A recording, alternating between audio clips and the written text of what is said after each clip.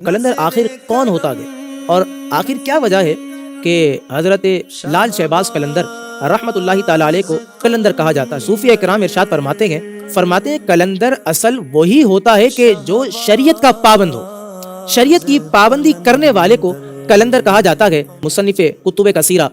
خلیفہ مفتی اعظم ہند حضرت علامہ مولانا فیض ملت مفتی فیض احمد اویسی صاحب رحمۃ اللہ تعالیٰ علیہ آپ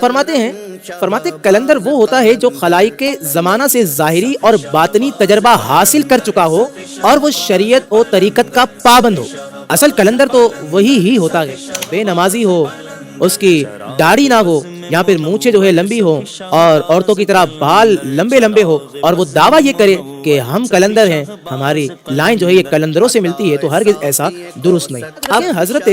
لال شہباز قلندر رحمت اللہ تعالیٰ علیہ جو کہ آپ اللہ تبارک و تعالیٰ کے جو کہ یہ ولی تھے، آپ کا تعلق سنی حنفی مسلک سے تھا اور آپ سلسلہ کلندریہ سے تعلق رکھتے تھے، اسی لیے آپ کو کلندر کہا جاتا ہے۔